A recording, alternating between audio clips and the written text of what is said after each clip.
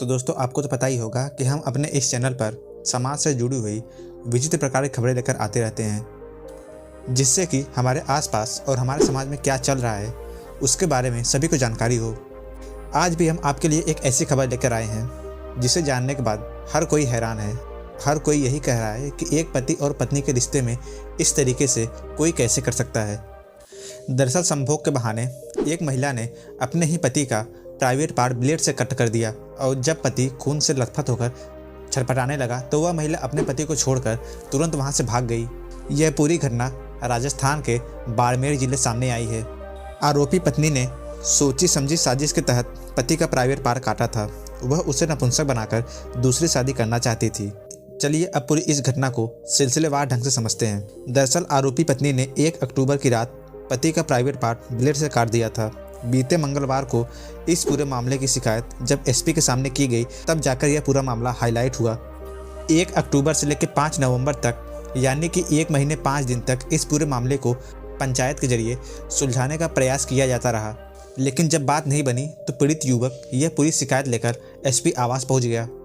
पीड़ित युवक की उम्र 21 साल है जबकि उसकी पत्नी का उम्र अभी 19 साल है। युवक ने पूरी घटना के बारे में बताया कि वह अपनी पत्नी के साथ खेत में सो रहा था, लेकिन इसी बीच आधी रात में उठकर पत्नी अपनी बहन से बात करने लगी। जब युवक ने पूछा कि वह किससे बात कर रही है तो इसे लेकर उन दोनों के बीच कुछ विवाद हो गया।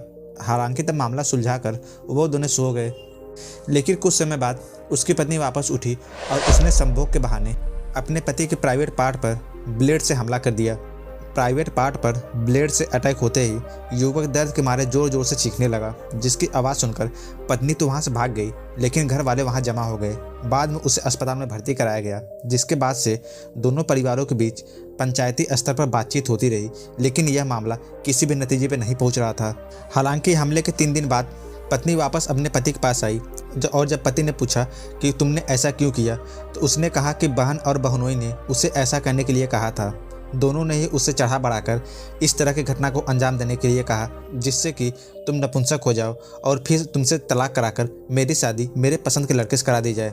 हालांकि 2 दिन बाद पत्नी वापस से फिर मायके चली गई और उसने मायके जाने के बाद अपने ससुराल वालों के खिलाफ दहेज और हत्या का केस दर्ज करा दिया, जबकि अटैक उसने खुद ही किया था।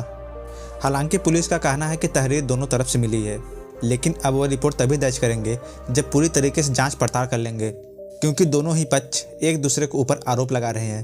तो ऐसे में किसी एक का साइड लेकर कार्रवाई करना यह बिल्कुल भी उचित नहीं है। दोस्तों, इस कलयुगी पत्नी के ऊपर आपका क्या विचार है हमें कमेंट करके ज़रूर बताएं।